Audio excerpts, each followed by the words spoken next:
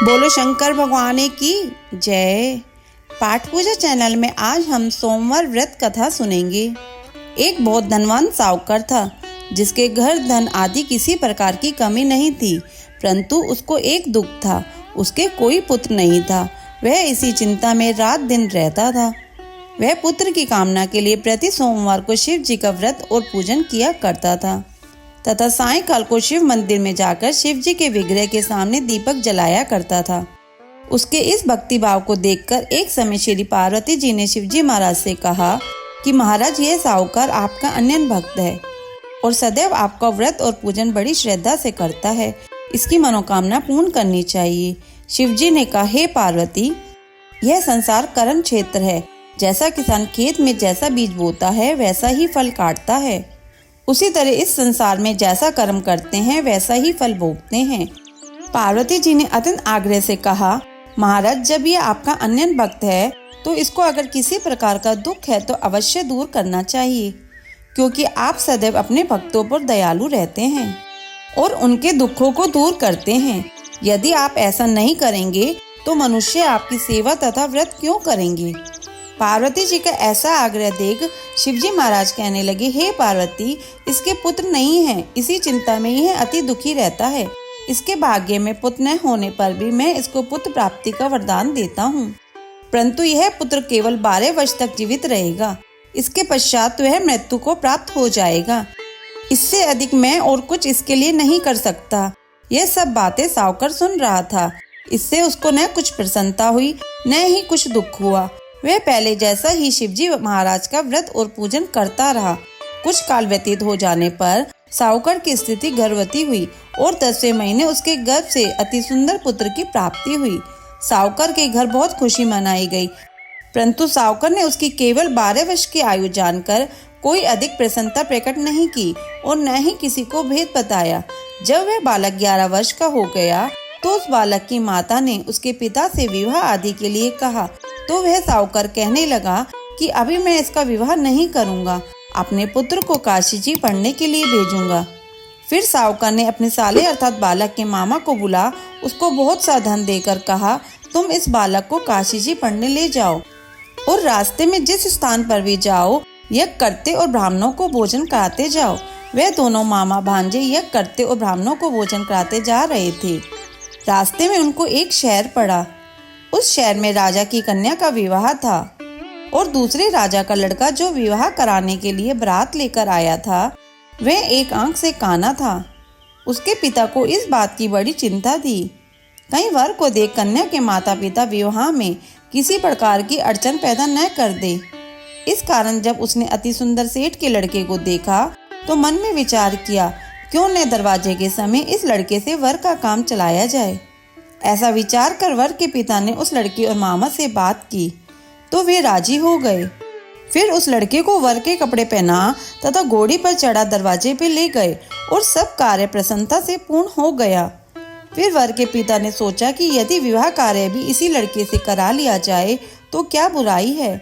ऐसा विचार कर लड़के और उसके मामा से कहा, यदि आप फेरों और कन्यादान के काम को भी करा दें तो आपकी बड़ी कृपा होगी और मैं इसके बदले में आपको बहुत कुछ धन दूंगा।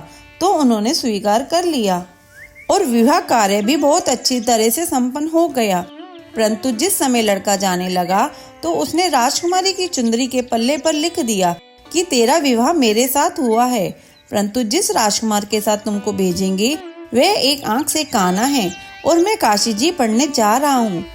लड़के के जाने के पश्चात उस राजकुमारी ने जब अपनी चुंदरी पर ऐसा लिखा पाया तो उसने राजकुमार के साथ जाने से मना कर दिया और कहा कि यह मेरा पति नहीं है, मेरा विवाह इसके साथ नहीं हुआ, वह तो काशी जी पढ़ने गया है। राजकुमारी के माता पिता ने अपनी कन्या को विदा नहीं किया और बारात वापस चली गई। उधर सेठ का लड़का और उसका मामा काशी जी पहुंच गए। वहां जाकर उन्होंने यज्ञ करना और लड़के ने पढ़ना शुरू कर दिया।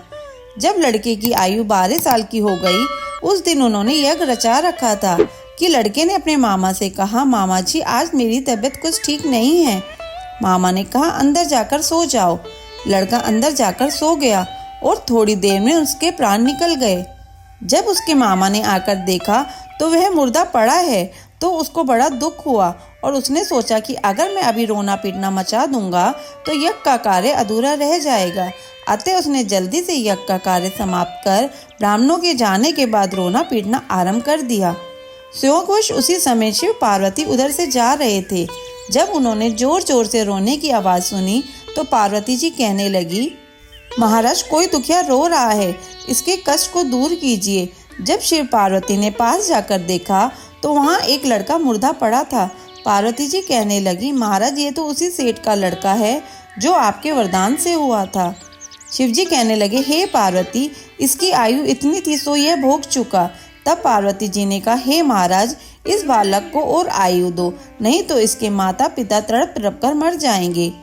पार्वती जी के बार बार आग्रह करने पर शिव जी ने उसको जीवन वरदान दिया और शिव जी महाराज की कृपा से लड़का जीवित हो गया। शिव पार्वती कैलाश चले गए। तब वह लड़का और मामा उसी प्रकार यज्ञ करते तथा ब्राह्मणों को भोजन कराते अपने घर की ओर चल पड़े।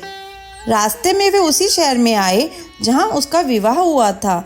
वहां पर आकर उन्होंने यज्ञ आरंभ कर दिया तो उस लड़के के ससुर ने उसको पहचान लिया और अपने महल में ले जाकर उसकी बड़ी खातिर के साथ बहुत दास दासियों सहित आदर पूर्वक लड़की और जमाई को विदा किया। जब वे अपने शहर के निकट आए तो मामा ने कहा, पहले मैं तुम्हारे घर जाकर खबर कर आता हूँ। जब उस लड़के का मामा घर पहुँचा तो लड़के के माता पिता घर की छत पर बैठे थे और यह प्रण कर रखा था कि यदि हमारा पुत्र सकुशल लौट आया तो हम राजी खुशी नीचे आ जाएंगे, नहीं तो छत से गिरकर अपने प्राण खो देंगे। इतने में उस लड़के के मामा ने आकर यह समाचार दिया कि आपका पुत्र आ गया है, तो उनको विश्वास नहीं आया। तब उसके मामा ने शपथ पूर्वक कहा कि आपका पुत्र अपनी स्त्री के साथ बहुत सारा धन लेकर आया है। तो सेठ ने आनंद के साथ उसका स्वागत किया और बड़ी प्रसन्नता के साथ रहने लगा। इसी प्रकार जो कोई सोमवार के व्रत को धारण करता है अथवा इस कथा को पढ़ता और सुनता है, उसकी समस्त मनोकामनाएं पूर्ण होती हैं। बोलो शंकर भगवान की जय। कथा संपूर्ण। अगर आपको ये कथा सुनना अच्छा लगा हो तो इसे लाइक करके शेयर करें। चैनल पे नए हो तो सब्सक्राइब करें।